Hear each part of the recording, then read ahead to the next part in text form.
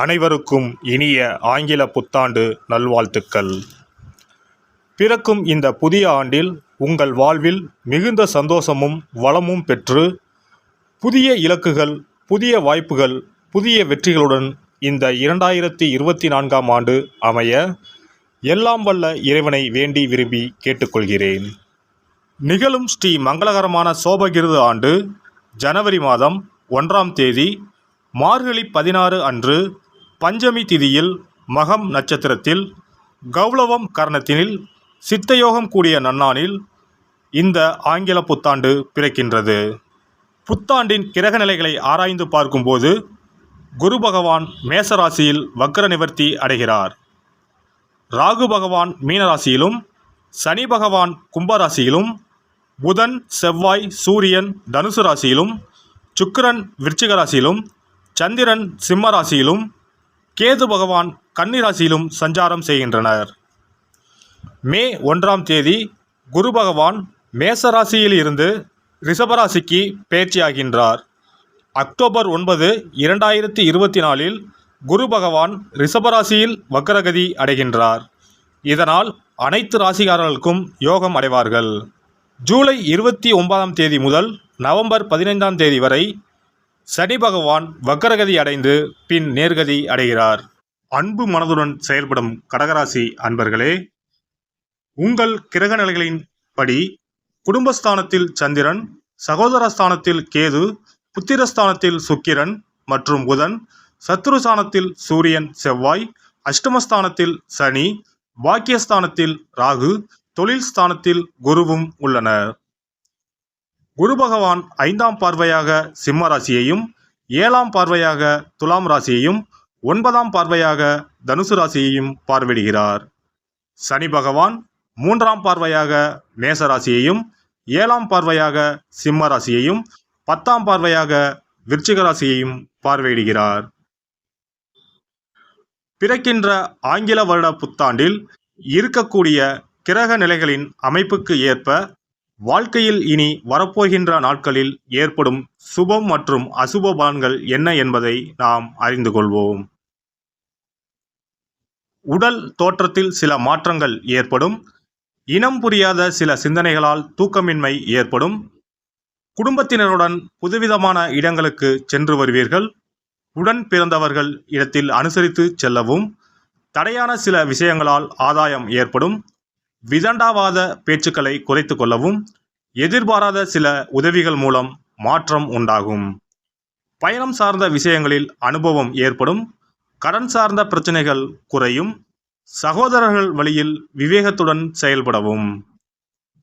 வாகனங்களை விருப்பத்திற்கு ஏற்றவாறு மாற்றி அமைப்பீர்கள்.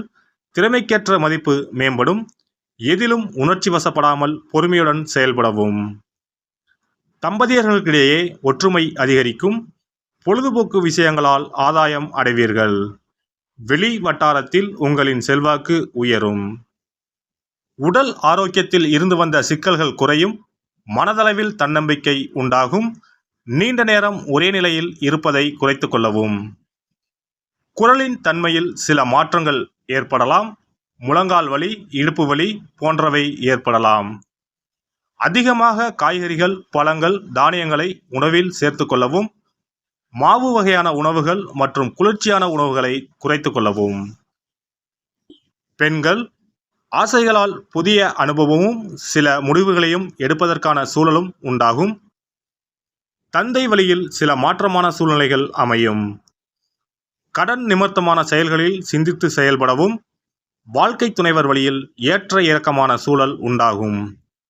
பூர்வீக சொத்துக்களால் சில விரயங்கள் ஏற்படும். உணர்ச்சி வசமான சிந்தனைகளை குறைத்து கொள்ளவும். குழந்தைகளின் வழியில் சுப செயல்களை முன்னின்று செய்வதற்கான வாய்ப்புகள் ஏற்படும். அரசு சார்ந்த செயல்பாடுகளில் அலைச்சல்கள் உண்டாகும். உறவுகளின் எண்ணங்களை புரிந்து கொள்வீர்கள்.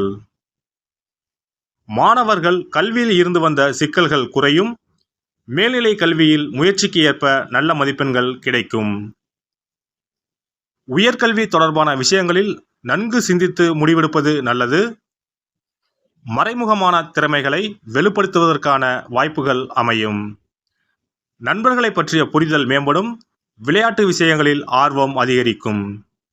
அரசு வழியில் எதிர்பார்த்த சில உதவிகள் கிடைக்கும். உத்தியோகஸ்தர்கள் பணிபுரியும் இடத்தில் இருந்து வந்த நெருக்கடிகள் விலகிச் செல்வதற்கான சூழ்நிலைகள் அமையும். பணி சார்ந்த முதலீடுகளில் சிந்தித்து செயல்படவும். ஊதிய உயர்வு மற்றும் உயர் அதிகாரிகளின் ஒத்துழைப்பு கிடைக்கும். கடன் தவணைகளை முடிந்தளவு குறைத்துக் கொள்ளவும். வழக்குகள் தொடர்பான செயல்பாடுகளில் சாதகமான சூழல் ஏற்படும். தவறிய சில முக்கிய ஆவணங்கள் மீண்டும் கிடைக்கும். வியாபாரிகள் வியாபார ஸ்தலங்களை விருத்தி செய்வதற்கான சூழ்நிலைகள் அமையும். விவசாயம் மற்றும் உணவு சார்ந்த பணிகளில் மேன்மை உண்டாகும். வெளி ஆட்களை பற்றிய புரிதல் மேம்படும். பயனற்ற செலவுகளை கட்டுப்படுத்துவீர்கள். புதிய வியாபாரம் சார்ந்த சிந்தனைகள் மேம்படும். இணைய வர்த்தக முதலீடுகளை குறைத்துக் கொள்ளவும். கூட்டாளிகளின் வழியில் அனுசரித்து நடந்து கொள்ளவும். மனை கொடுக்கல் வாங்கல் பணிகளில் இருப்பவர்களுக்கு முன்னேற்றம் உண்டாகும். கலை சார்ந்த துறைகளில் காலத்திற்கு ஏற்ப புதிய வாய்ப்புகள் கிடைக்கும். எழுத்து மற்றும் ஓவியம் சார்ந்த துறைகளில் இருக்கக்கூடியவர்களுக்கு முன்னேற்றம் உண்டாகும். நாட்டியம் சார்ந்த துறைகளில் இருப்பவர்களுக்கு மதிப்பு மேம்படும். தற்காப்பு கலை சார்ந்த கலைஞர்களுக்கு மாறுபட்ட அனுபவமும் சூழலும் அமையும். மறைமுகமான சில போட்டிகளை வெற்றி கொள்வீர்கள்.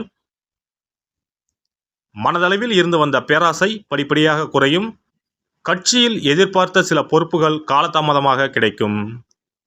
எதிராக செயல்பட்டவர்கள் விலகி செல்வதற்கான காலகட்டம் உண்டாகும். எதிர்காலம் குறித்த சிந்தனைகள் மனதளவில் மேம்படும். பேச்சுக்களில் கனிவும் உங்கள் மீதான நம்பிக்கையும் அதிகரிக்கும். சனிக்கிழமை தோறும் நல்லெண்ணெய் தீபம் ஏற்றி ஆஞ்சநேயரை வழிபட வரவுகளில் இருந்து வந்த தடைகள் மற்றும் குடும்பத்தில் இருந்து வந்த கருத்து வேறுபாடுகள் மறையும். சிறப்பு பரிகாரங்கள். வருமானத்தை பெருக்குவதற்கு வருமானம் வந்ததும் அல்லது சம்பளம் வாங்கியதும் அந்த தொகையில் 1% தொகையை தனியாக எடுத்து வைத்து விடுங்கள். அந்த பணத்தில் பாலால் செய்த இனிப்பு வகைகள் வாயில் போட்டாலே தித்திப்புடன் எளிதில் கரைந்து வாயிற்குள் போய்விடக்கூடிய இனிப்பு வகைகளை வாங்கி ஆதரவற்றோர், சாலையோர பணியாளர்கள், தூய்மை பணி செய்வோர், ஆதரவற்ற நிலையில் வறுமையில் வாடும் குழந்தைகள் மற்றும் தொழிலாளர்களுக்கு கொடுங்கள். மகிழ்ச்சியுடன் உங்கள் கைகளால் இனிப்புகளை கொடுங்கள். இப்படி செய்வதால் சனி சுக்கிர யோகம் உண்டாகும். இதனால் வருமானம் பெருகுவதுடன் கையில் பணம் சேர்ந்து கொண்டே இருக்கும். வருமானத்திற்கு தடையோ பஞ்சமோ வராது. ஏதாவது ஒரு வகையில் பணம் வந்து கொண்டே இருக்கும். இது தவிர மாத சம்பளம் வாங்கியதும் அல்லது கைக்கு வருமானம் வரும்போது ஒவ்வொரு மாதமும் முதல் செலவாக வீட்டிற்கு கல்லுப்பு, ஊறுகாய் போன்றவற்றை வாங்கி வைக்கவும். கல்லுப்பு, ஊறுகாய் போன்றவை மகாலட்சுமிக்கு மிகவும் விருப்பமான ஒன்று. இந்த பொருட்கள் வீட்டில் இருந்தால் மகாலட்சுமியின் அருள் வீட்டில் இருந்து கொண்டே இருக்கும். எந்த காரணத்திற்காகவும் இந்த பொருட்களை தானமாகவோ கடனாகவோ கொடுக்கக்கூடாது. எல்லாம் வல்ல இறையருளால் நீங்களும் உங்கள் அன்பு குடும்பமும் உடல் நலம், நீலாயுள், நிறை செல்வம், உயர் புகழ், மெய்ஞானம் ஓங்கி வாழ்க வளமுடன்.